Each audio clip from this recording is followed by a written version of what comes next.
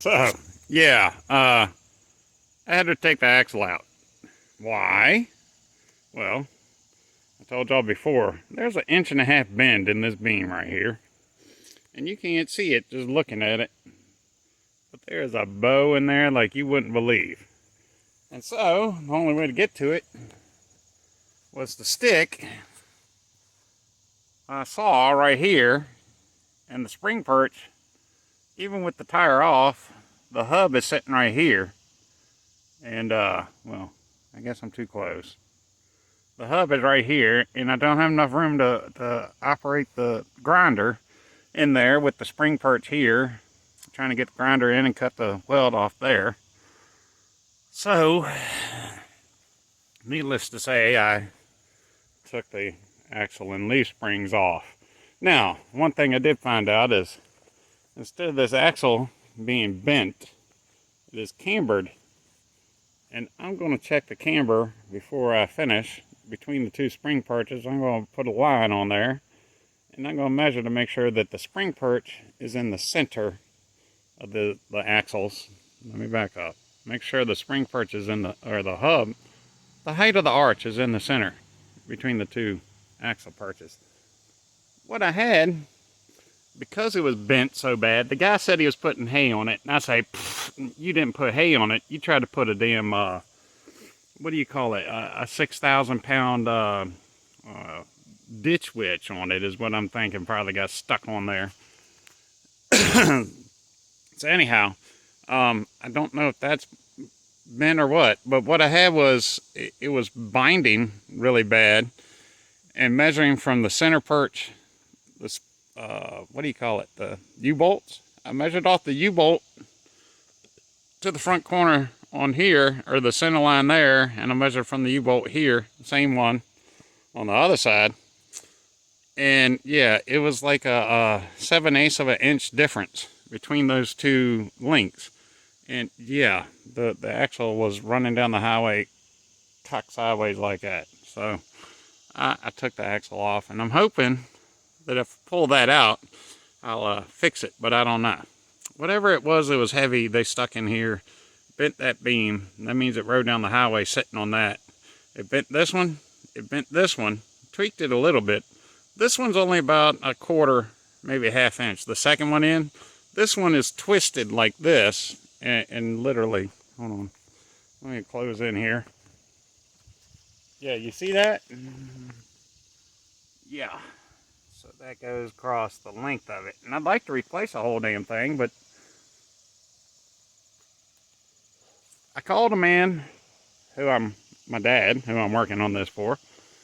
I asked him, I said, I need a 20-foot stick of 3/16 steel, which is, that's 3/16, that's 3/16. This is 1/8, 1/8, 1/8, 1/8.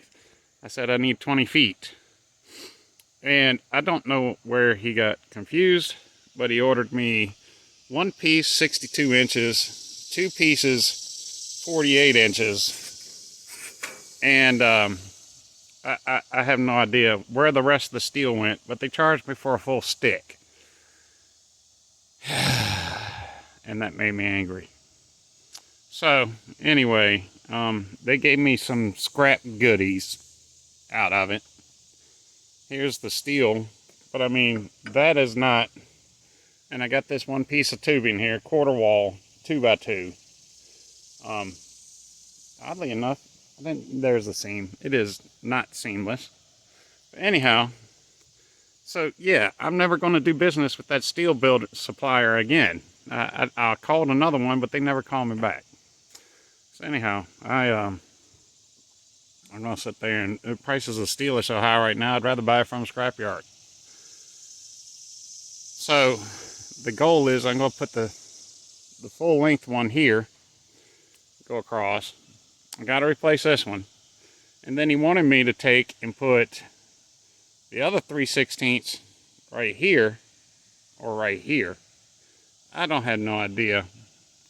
Like I said, I didn't get the steel I asked for, and I'll never let somebody else order what I want again. Okay. Anyhow, I gotta get to grinding, and grinding is monotonous and it takes a while. Like I said, it took me 3 hours to cut all that stuff off up there. So I got a business to attend to in a little bit. I'm going to sit here and cut on that, and I'll be back with y'all.